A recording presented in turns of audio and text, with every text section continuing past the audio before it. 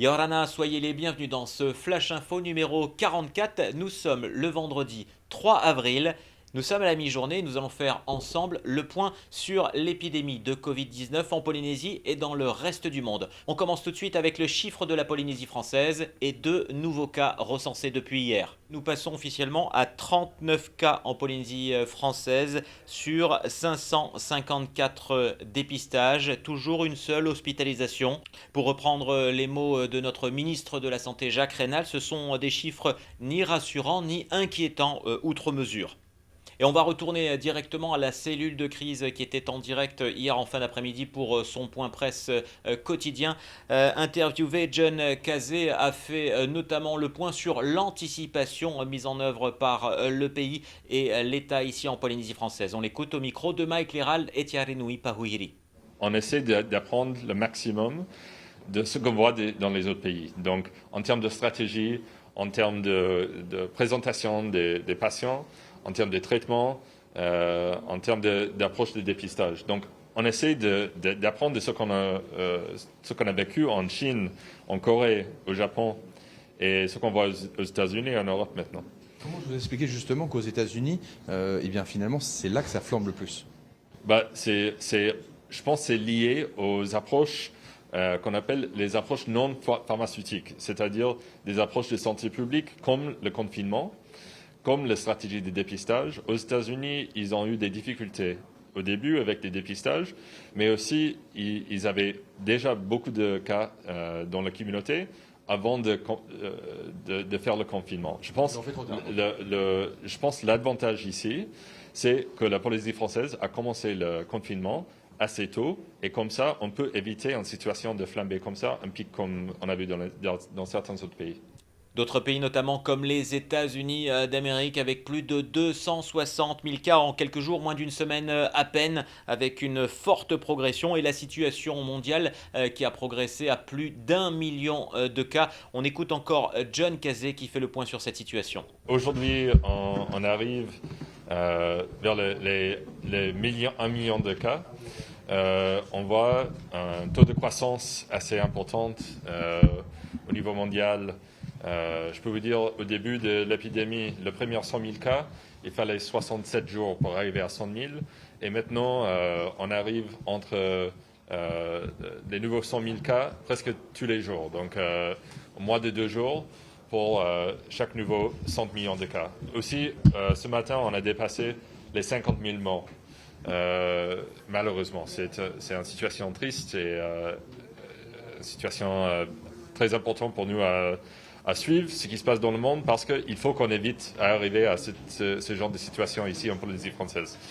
Donc, je voulais souligner ces points parce qu'on ne veut absolument pas y arriver ici. Et comment on fait ça? On évite le contact, on continue à suivre les recommandations du ministère de la Santé et des collègues ici à la cellule de crise. Serrez plus les mains, restez chez vous, lavez les mains. Si quelqu'un se sent malade, surtout quelqu'un qui était en voyage ou qui était en contact avec un cas, il faut le signaler le plus tôt possible pour que vous puissiez être testé. Plus de tests qui seront prévus, comme l'annonçait avant-hier le ministre de la Santé Jacques Raynal, un panel élargi pour pouvoir détecter les cas éventuellement positifs de Covid-19. On passe maintenant à l'éducation, puisque hier il y avait un point presse sur l'éducation, et cette nuit en métropole, Jean-Michel Blanquer, le ministre de l'Éducation nationale, a d'ailleurs annoncé qu'il n'y aurait pas d'examen du bac et des brevets, mais que ça serait en contrôle continu. On l'écoute dans cette intervention. Après avoir très largement consulté, notamment au cours des 10 derniers jours, je l'ai fait avec les partenaires sociaux, avec les représentants des familles, avec les délégués nationaux et académiques des lycéens. J'ai proposé au président de la République et au Premier ministre des aménagements qui permettent de concilier la sécurité et la réussite future des élèves, et ils ont accepté cette formule. Face à une situation incertaine, nous avons donc écarté une solution mixte qui aurait consisté à faire passer 1 ou 2 épreuves aux élèves et de valider le reste de l'examen en contrôle continu. Parce que nous ne pouvons garantir de façon absolue la tenue d'épreuves écrites, dans le calendrier prévu et au regard des conditions sanitaires, l'ensemble des épreuves du brevet et du baccalauréat général technologique et professionnel sera validé en contrôle continu. Donc, si je rentre maintenant dans les détails, pour ce qui est des élèves de 3e, le diplôme national du brevet sera obtenu à partir de la moyenne des notes que l'élève aura obtenues durant les 3 trimestres, donc les 3 trimestres de son année de 3e, évidemment, à l'exception des notes obtenues pendant la période de confinement, dans les disciplines concernées. Je tiens à préciser ce point qui vaut pour l'ensemble des classes dont je parle. Les notes obtenues en période de confinement ne doivent pas compter dans la période de contrôle continu, parce que tous les élèves ne sont pas à la même enseigne. En revanche, cette période de confinement doit permettre de préparer ce qu'on va réussir au 3e trimestre, lorsqu'il y aura, je l'espère, un retour le plus tôt possible. Suite à cette pandémie mondiale et cette crise sanitaire, ça va occasionner énormément de chamboulements pour les élèves, les profs et tout le corps enseignant. On y reviendra bien sûr ce soir dans nos journaux télévisés. Un seul mot, s'adapter. Les règles pour ceux qui sont au 14e jour de confinement, on va les découvrir ensemble. Vous arrivez certainement à la fin de votre quatorzaine. Si vous êtes un cas contact ou un cas suspect, vous êtes régulièrement suivi par la veille sanitaire, vous êtes en fin de quatorzaine et vous n'avez développé aucun symptôme, vous allez sortir officiellement de cette quatorzaine et rejoindre le confinement général qui va s'appliquer automatiquement comme le reste de la population.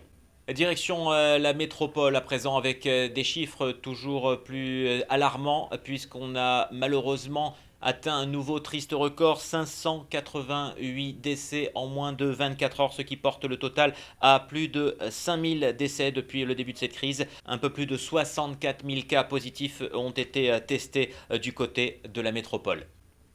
On va revenir au Fénois avec de nombreuses initiatives, notamment celle de Tahiti Tourisme qui continue à diffuser certains messages, notamment celui de ne pas annuler ses vacances en Polynésie, mais simplement de les repousser. On va écouter tout de suite Inarere Taputu. Ici, on invite la population en fait à s'engager dans une démarche de consommation locale après crise. Effectivement, on est tous confinés chez nous. On est une société hyper connectée, donc on s'est justement posé la question comment toucher le plus de personnes possible en utilisant les réseaux sociaux. Donc voilà, notre campagne Soutenons notre tourisme s'inscrit dans cette démarche d'inviter la population qui ont réservé des séjours dans les îles à travers notamment le salon du tourisme, de reporter, de ne pas annuler. Ça va venir soutenir l'économie du pays, le tourisme intérieur. Donc ça, c'est une première partie, et dans une deuxième partie, c'est continuer justement à transmettre ces valeurs polynésiennes, de montrer que nos îles sont belles et que les Polynésiens seront les personnes qui vont reconstruire l'économie du pays. Et puis on a trouvé un moyen un peu plus ludique. Je vous avoue que c'est une nouveauté dans cette campagne, une nouveauté pour Tahiti Tourisme. On s'est lancé en fait sur la plateforme TikTok. Et on a demandé à des influenceurs, ce sont des jumelles, de créer une chorégraphie à travers un son pour mettre en avant en fait rapide, de manière ludique, les gestes barrières qui sont simples, utiliser un mouchoir éloigné à usage unique, se laver les mains, sourire quand on tousse, limiter ses déplacements et appeler le 15 si on a des symptômes, si on sent qu'on est vraiment malade. Et justement, Inarere nous parlait de cette initiative sur TikTok avec certaines influenceuses. On va tout de suite regarder cette petite séquence. Information coronavirus.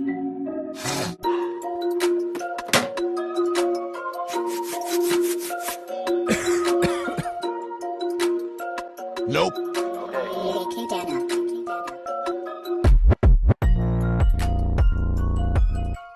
Voilà, n'hésitez pas à aller découvrir un TikTok pour ceux qui ne connaissent pas comme moi pour pouvoir faire ce petit challenge et participer à cette opération. On va terminer avec cette note légère et humoristique avec ce petit panel de petites phrases sur les réseaux sociaux qui nous font bien sourire.